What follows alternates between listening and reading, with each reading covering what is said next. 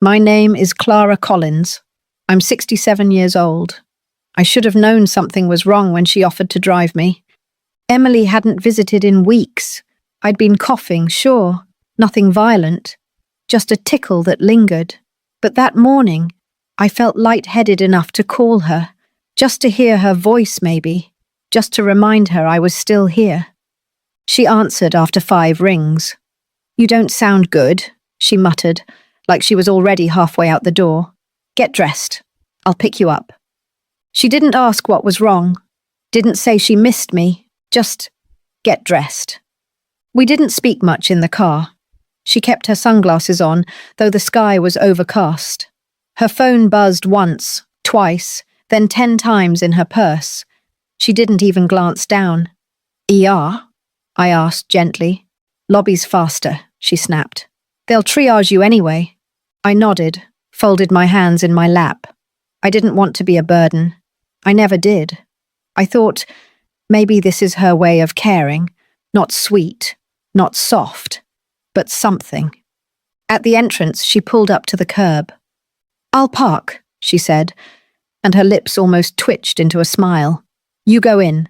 I'll meet you inside." I took her at her word. I walked through those hospital doors, holding nothing but my purse, my breath tight in my chest, though not from illness.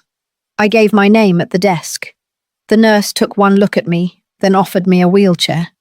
"She'll be in shortly," I said. "My daughter." They nodded politely. Of course they did. They'd heard that before. 30 minutes passed, then an hour, then 3. Every time the doors slid open, my heart jumped. Every time it sank a little lower. I called her phone, once, twice. By the 3rd attempt, I heard the cold finality. "This number is no longer in service." I didn't cry. My face didn't move. I just stared at the phone screen, as if the words might change if I blinked long enough. I asked a nurse if there had been an accident in the parking lot. She looked confused, then sympathetic. "She dropped you off?" she asked carefully. I nodded. The nurse glanced toward the waiting room, lowered her voice. "Ma'am, there's no record of her coming in."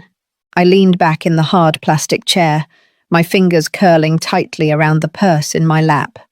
It wasn't about the dizziness anymore. I could feel it now. The ache wasn't in my chest. It was in the hollow between what I thought I meant to her and what I truly did. 3 more hours passed. No messages, no apologies, nothing but the harsh fluorescent lights buzzing above me and a lukewarm paper cup of apple juice a volunteer insisted I drink. An orderly offered to call a cab. I thanked him, lied, said I was waiting for my husband.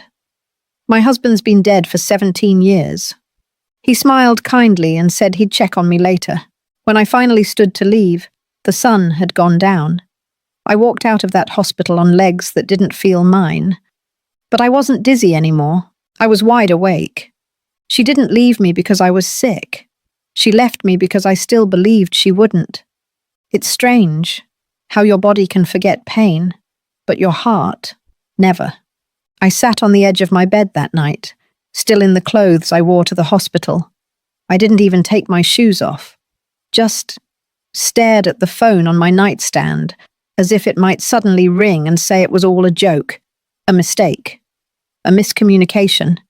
But silence has a way of making things real.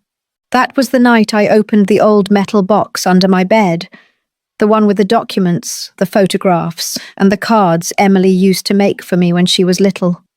Crayon-coloured hearts. "World's best mummy. I love you more than all the stars." One had glitter still stuck to it. It nearly broke me, but memories aren't always soft. I remember skipping dates just to attend her PTA meetings. Not once, but always. Her school projects became mine. Her tuition drained every cent I had. I borrowed money. I picked up substitute jobs. I went without. She never knew how much I bled to keep her shielded from life's cold edges. I didn't tell her when I was offered a chance to remarry. Twice. One man was kind. The other was wealthy. I said no to both. Emily needed me. And at the time, I believed I needed nothing more than her love. But something changed the day she met Marcus. He had charm, yes, slick charm, like oil over glass. He was respectful to my face, but beneath the surface, I felt it. He saw me as inconvenient, a relic attached to the woman he wanted to reshape. "You've done so much for her," he said once with a smile. "But now it's our turn to take care of you. Let us do that." He never looked me in the eyes when he said it. It sounded like kindness. But I've read between lines all my life. That wasn't love. That was strategy. After their wedding, things shifted. Calls came less. Visits became rarer. When I offered to help decorate their first home, Emily told me they'd already hired a designer. "You've done enough, Mum," she said. "Relax, just enjoy yourself now." But I wasn't trying to control. I was trying to stay included. One evening, about a year ago, I invited them both to dinner. I made Marcus's favourite, lamb roast with rosemary. I spent all day preparing. Emily barely touched her plate. Marcus took a call halfway through the meal and never came back. That night, after clearing the table alone, I overheard something. They thought I was asleep in the other room. Marcus's voice, low, irritated. "She's just sitting there like furniture, Em. I get that she's your mum, but how long is this going to go on?" Emily whispered something back. I couldn't hear it all, but I caught 7 words I've never forgotten.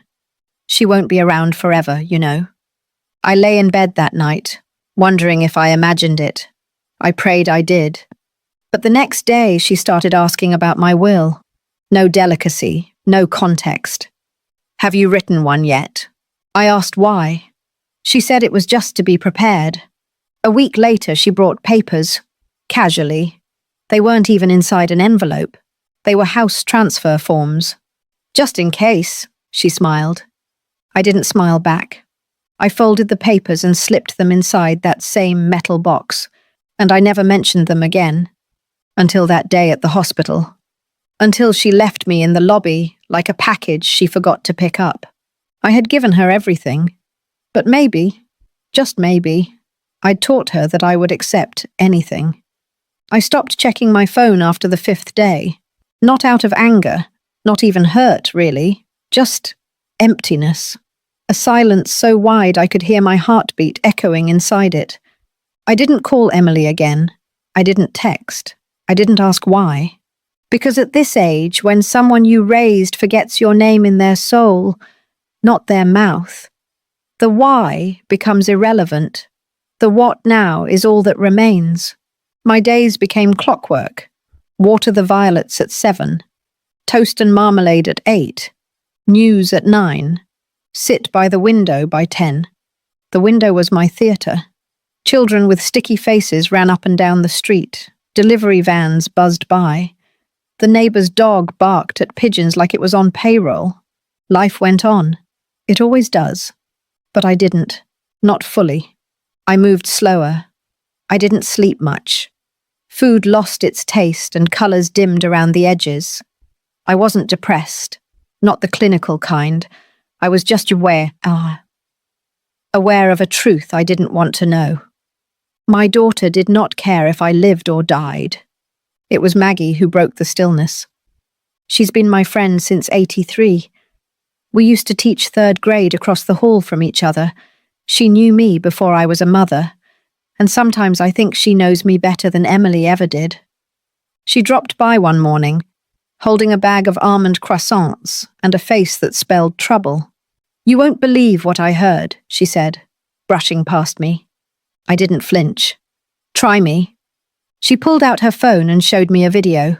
It was short, blurry, a home tour, my living room, my curtains, my photos removed from the walls. A realtor was narrating. "The owners are doing a light remodel to prepare this charming home for its future as a rental."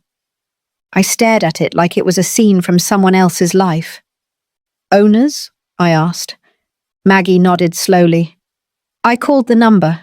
"It's Emily's." They were planning to rent my house, while I still lived in it. I hadn't been asked. I hadn't signed anything. But suddenly I understood.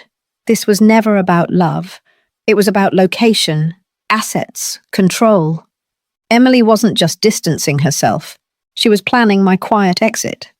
I called the county office that same day, asked about the title status of my home. It was still under my name, thank God. But I knew then what I hadn't wanted to believe. She was counting on me dying slowly, silently, and conveniently. She didn't block my number in a moment of frustration. She did it because I was no longer useful. I sat down that night with a hot cup of weak tea and stared at the wall where our last family photo used to hang. I'd taken it down myself last winter, not because I didn't love her, but because I couldn't bear the lie anymore. The smiling woman in that frame. The daughter whose hand rested on my shoulder like a promise. She wasn't real. She hadn't been real in years.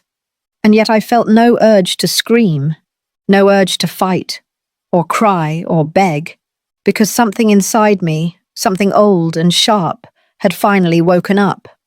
I had been erased politely, gently, but now I was going to write myself back in, on my own terms. The moment she left me at that hospital was the moment she lost control, and I don't think she realized that, until it was far too late. You don't need to scream when you've already been silenced. You just need to listen long enough to know when it's your turn. After Maggie left that day, I sat at my kitchen table with nothing but a pen and the weight of 50 years behind it. I didn't draft a revenge plot. I drafted a correction. I started with the lawyer. Not a big firm, just a quiet man named Richard, who used to be one of my former students, now nearly 60 himself. "Mrs. Collins," he smiled over the phone, "what can I do for you?" "I need to update my will," I replied, "and I want it sealed airtight." I told him exactly what I wanted, and more importantly, who wouldn't be in it. Next, the bank. I moved my savings, all of it, from the joint branch Emily once helped me open to a private account under a trust name she didn't know existed.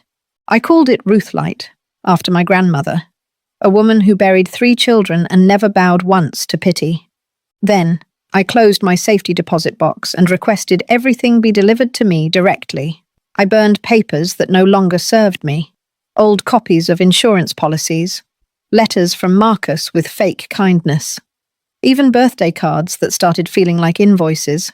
But the most important part, I made one final call, to someone Emily had forgotten existed, my late husband's brother, Daniel.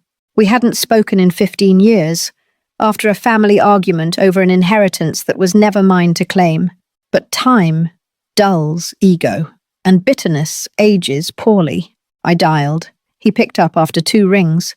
His voice, gruff but familiar, carried more warmth than I'd expected. "Clara," he said, surprised. "You're still breathing?" "I am," I replied. Barely. A pause. Then he said the words no one else had. What happened? We met for tea 2 days later. Same cafe where Emily once had her 6th birthday party. She cried that day because her cake didn't have enough frosting. I told Daniel everything, slowly, truthfully. He didn't interrupt once. By the time I was done, he looked at me like a man witnessing a slow-motion tragedy. "You gave her your life," he whispered, "and she handed it back in pieces." "No," I said quietly. "She didn't hand anything back. She just dropped it and walked away." Then I handed him a folder. Inside, my revised will, the deed, the new trust, a letter of explanation, and at the bottom, an envelope with a name scribbled across the front. Leah Hargrove. Daniel's brow lifted. "Who's this?" I smiled for the first time in days.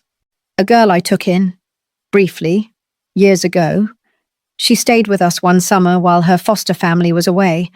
She was 12, called me Mama C. I never forgot her. I'd tracked her down a month earlier, after Emily had started growing colder. Just a feeling in my gut that I might need to remember who I used to be before I became a mother to someone who discarded me. She was now 29, a single mother, working part-time. But when I called her, her voice cracked with joy. "You remember me?" she asked. kept my drawings. I had. All 6 of them, still in a drawer in my sewing room. We met for coffee last week. I watched her play with her son, a bright, joyful boy named Eli, and I felt something stir that I hadn't felt in a long, long time, hope. So I named her the executor of my estate, quietly, without ceremony. She didn't know it yet. But soon, she would. Emily left me at a hospital and thought I'd quietly fade. But instead, I started writing the final chapter of my story. And this time, she wouldn't be in the dedication. She came back, after 92 days, after I'd sold the house, after the silence had matured into clarity. She rang the doorbell like nothing had happened, like we'd merely had a silly disagreement over curtains. I opened the door in my Sunday robe, tea in hand. I didn't flinch. I didn't lean forward or smile. She hesitated, almost surprised to see me upright. "Hi, Mum," she said softly. Her voice carried that same slippery tone she used when she wanted to reset the mood without acknowledging the damage. I nodded. She cleared her throat. "Can I come in?" I stepped aside. I wasn't being generous. I was being polite. The difference mattered now. She walked in like she still lived there. Her eyes scanned the living room. The couch was gone, replaced with a single reading chair. Her framed photo, the one from her graduation, no longer on the wall. My sewing machine had returned to its old spot, like it had been waiting for years. "You redecorated," she said, trying to sound amused. "No," I replied quietly. "I remembered what I liked." She sat down. No invitation. Just assumed. "Marcus is in the car," she offered, like I was supposed to ask about him. I didn't. Her smile cracked slightly. "I've been thinking about everything." So had I, but not about her. She kept talking. "We overreacted. Things got heated. We didn't mean to hurt you. It's just stress. Life, you know?" Ah, yes, life. The grand excuse for cowardice. "I understand," I said, setting my tea down gently. "Life can be difficult."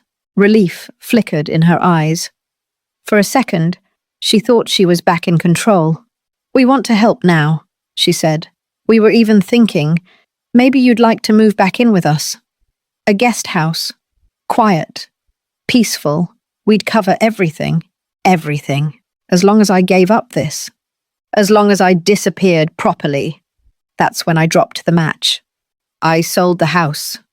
She blinked. "What?" "Last month," I said. "The paperwork is finalized. I'm moving in 2 weeks." The mask slipped. She fumbled for words. "But this is your home. You love this house." "I did," I replied, before it started feeling like a waiting room. She stood up, stunned. "You sold it without telling me." "Why would I?" She looked like she'd been slapped, but it was her ego that bruised, not her heart. "We had plans," she snapped, suddenly losing the softness. "We had people lined up to rent it?" I interrupted, finally locking eyes with her. "Without my knowledge?" Her mouth opened. Nothing came out.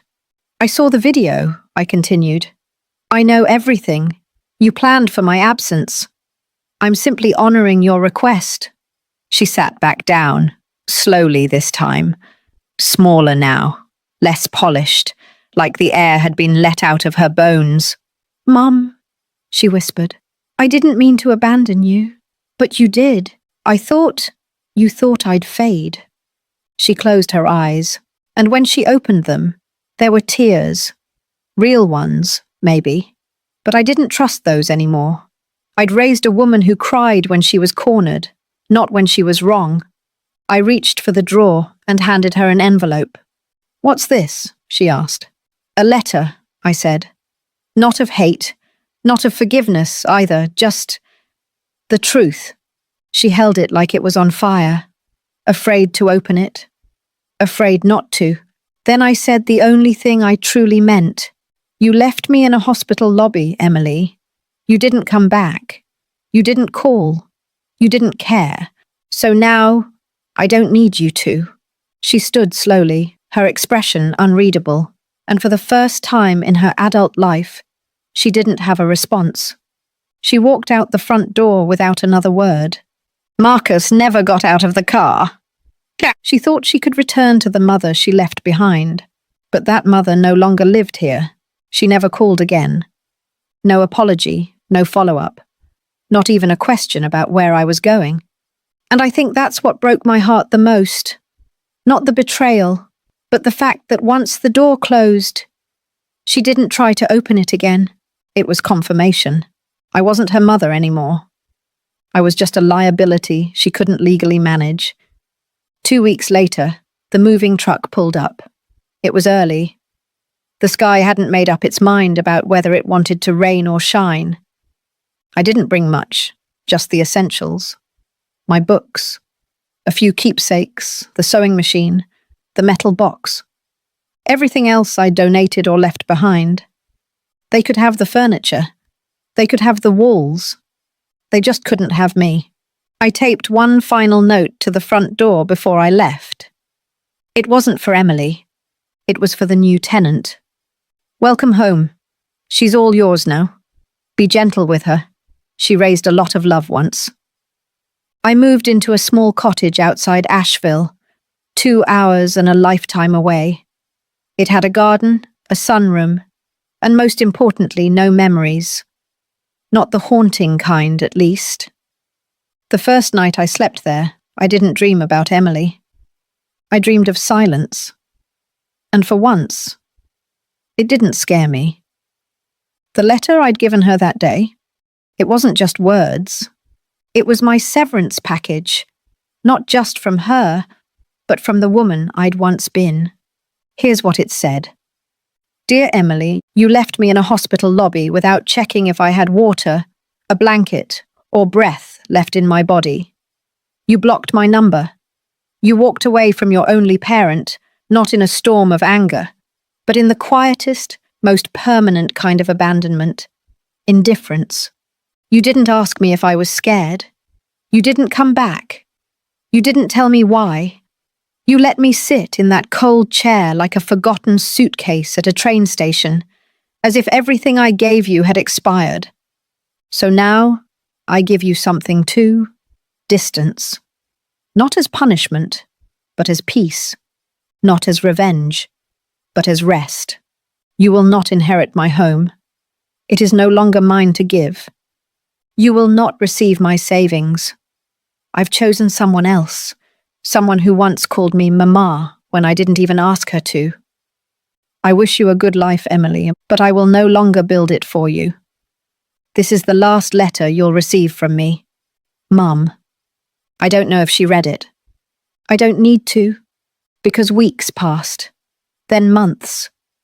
No letters came, no calls, not even a lawyer's notice. She was gone for good. And so was I. One day, Maggie visited me at the cottage. She brought flowers, peonies, the kind Emily used to pick as a child. We sat under the porch, sipping lemonade, and for the first time in years, I didn't feel hollow. She asked me, "Do you ever regret it?" I smiled. I regret loving someone who saw me as disposable, but I don't regret letting her go. Sometimes, the most powerful goodbye is the one where you don't look back. And this time, I didn't. It happened on a Tuesday. Emily received a letter in the mail. Thick, cream-coloured paper, wax seal, formal header. She wasn't expecting it. She thought the silence meant closure. She opened it with mild curiosity, the way someone opens a wedding invite from a cousin they barely like. But this wasn't an invitation. It was the full reading of my will. The letter was from Richard, the same lawyer I'd called weeks after she abandoned me.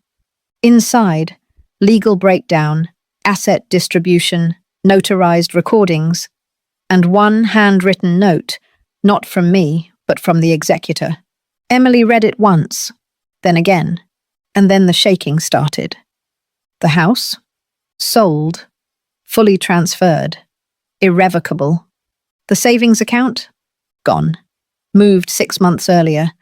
She never even saw the transaction. The inheritance? Not a cent, not a bond, not a memento. But that wasn't the twist. The twist was the name. The recipient of everything. My life's work, my final signature, my legacy. Leah Hargrove. She didn't know who that was. She Googled, searched on Facebook, checked Instagram. One photo surfaced. A woman in her late 20s, warm smile, tired eyes, holding the hand of a little boy with curly hair. Caption: Eli's favourite place is our new garden. Thank you, Mama C. You changed everything. Emily's chest caved inward. She called the number on the letter. Richard's office. Voicemail. She left message after message. Tried phrases like unfair, manipulated, unauthorized, out of character. She even threw in a mental decline accusation, hoping someone might bite. They didn't. Because everything had been reviewed. Multiple witnesses, full mental competency evaluations, all on record. 1 week later, she received the full package. A flash drive containing my recorded final statement. She hesitated before pressing play. But when she did, she saw my face, framed by soft light, no makeup, eyes clear, and I spoke, calmly, without venom. If you're watching this, Emily, it means I'm gone. Not just from the world, but from your future. You left me once, and I left you back. You planned your life around my death. So I planned my legacy around your absence. Leah once lived in my home for only 3 months, and yet she treated me with more love, more gentleness, more honesty than you have in the last 10 years. This isn't about punishment. It's about placement. And I've placed every last dollar, every last item, every last wish away from you. The video ended. And for the first time in years, Emily realized something truly horrifying. She had won the game she played. She had rid herself of her mother. But she had lost the prize she assumed came with it. Marcus tried to soothe her. We'll figure something out, he said. But his voice didn't carry confidence anymore, because he had pushed the plan forward. He had nudged her to isolate me. And now, he'd never see $1 of the money he'd silently been drooling over. That evening, Emily sat on their king-sized bed in silence, laptop open, searching old photos. She found one of us. She was 6, grinning. I was holding her hand. She zoomed in on my face. The eyes were the same. The love was real. But it wasn't enough to undo what she'd done. She hadn't just lost her inheritance. She'd lost the only person who would have forgiven her for everything. The cottage sits on the edge of a quiet hill, where the wind doesn't ask questions and the trees don't need answers. I wake up with the birds now. Not alarms, not text tones, not guilt. Just the soft tapping of branches and the warmth of the sun kissing the curtains. I brew my own tea. I sweeten it how I like. I sit by the window with a blanket and a journal. Some days I write letters I'll never send. Other days I just listen to the silence. And for once it sounds nothing like loneliness. It sounds like peace. Leah visits often. She doesn't knock. She just opens the screen door and calls out, "Mama C?" And every time she says it, I feel something in me settle, like a quilt finally stitched closed after years of fraying at the edges. She brings Eli with her. He's 5 now. Loves bugs and picture books and sitting on my lap while I read him old fables. He calls me Granny Clara, not out of obligation, not out of blood, but out of love. One afternoon he found my old photo album. He pointed at a picture of me and Emily. "Who's that?" he asked. I smiled, softly, no sharpness in my throat. "That's someone I used to know," I said. "She helped teach me something very important." "What's that?" he asked. I looked down at him and whispered, that giving doesn't always mean keeping, but loving doesn't always go to waste. Leah never asks about Emily. She knows, in the way some daughters just know, which doors their mothers needed to shut to survive. But one day, she brought me a box, wrapped neatly, no occasion, no expectations. Inside, a scrapbook. On the first page, this time, you're in the center of every photo. I cried. Not from sadness, from arrival. On the anniversary of the hospital day, the day Emily left me behind, I did something simple. I lit a candle. Not for mourning, not for her, but for me. For the version of myself I finally released that day, the one who thought love meant tolerating everything. The news reached me eventually. Emily and Marcus divorced. Finances collapsed. He moved out. She took a job in another city. I don't know where. I didn't ask. Sometimes Maggie tells me bits she hears. I listen kindly. Then I move on. Because I've learned something no mother wants to learn, but many must. Some children are not your future. They are your lesson. The garden outside blooms like clockwork now. Peonies, daffodils, ivy that climbs but doesn't choke. I named one rosebush Second Chances. I named the other Never Again. They grow on opposite sides of the path. And both, somehow, are beautiful.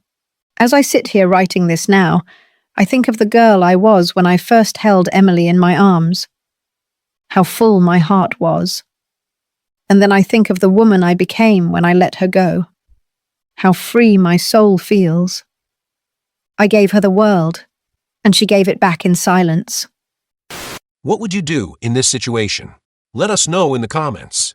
If this story had you on the edge of your seat, smash that like button and subscribe for more jaw-dropping family drama, shocking betrayals, and the revenge stories you won't believe.